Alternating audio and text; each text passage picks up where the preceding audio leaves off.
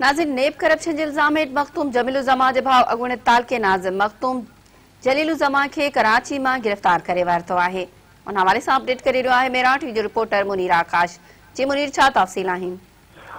जी पंहिंजो मखदूम ख़ानदान में पहिरियों दफ़ो आहे जेका असां ही ख़बर ब्रेक थी आहे जॾहिं त असांखे नेब ज़रियनि वटां हिकिड़ी वॾी ख़बर जेका आहे हथ आई आहे। उन में नेब जे ज़रियनि मां असांखे इहो मालूम थियो आहे त जेको आहे मखदूम जमील ज़मा जे भाउ मखदूम अमीन फ़हीम साहब जो फर्ज़ंद जेको आहे मखदूम जलील ज़मा उर्फ़ मखदूम हबीबुल्ला ज़मा उहो जेको मुशरफ दौर में जेको तहलका नाज़िम हो उन तहलके नाज़िम में जेको आहे सो नेब ॿुधायो आहे त करोड़नि रुपयनि जी जेको हिकिड़ो लाॻो अंदाज़ो कोन ॿुधायो अथनि जेको करोड़नि रुपयनि जी करप्शन में जेको आहे सो उन खे कराची मां बेरिया टाउन वटां जेको गिरफ़्तार कयो वियो आहे। जॾहिं त नेब ज़रियनि खां असांखे मालूम थियो आहे त मखदूम जलील ज़मा हबीबुल्ला खे जेको आहे सो 4 दफ़ा जेके नोटिस मोकिलिया विया उन नोटिसनि जो जेको आहे सो न को जवाबु मिलियो वियो न का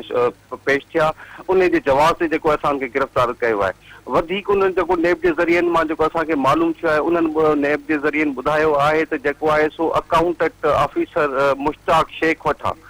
जेको आहे सो असांखे ॼाण या का इंफॉर्मेशन जेका मिली जंहिंजे थ्रू जेको आहे सो उन्हनि जेको आहे नालो खयो आहे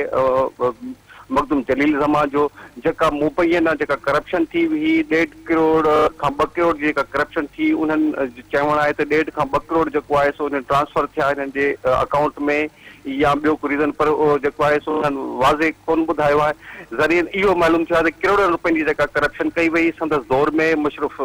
जे दौर में अकाउंटेंट मुश्ताक शेख वटां उन जे आधार ते जेको आहे सो 4 नोटिस उन्हनि मोकिलिया जेके मखदूम हबीबुल्ला खे मखदूम जलील ज़मा खे पर कंहिं बि तरीक़े सां उन्हनि को दावो न कयो न को पेश थिया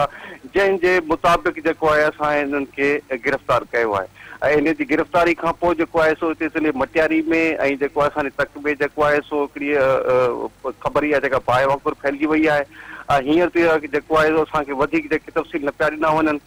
सिर्फ़ु एतिरो ॿुधायो वञे पियो नेब तरफ़ां त जेको आहे करोड़नि जी करप्शन में मखदूम अमीन फ़हीम जो फर्ज़ंद मखदूम जमील ज़मा जे भाउ जेको आहे उन मखदूम जलील ज़मा और हबीबुल्ला खे जेको आहे गिरफ़्तार कयो वियो आहे ऐं जेका पुछागछ जारी आहे ऐं वधीक जेके तफ़सील पोइ ॾिना वेंदा। जी मुनीर, तव्हांजी महिरबानी।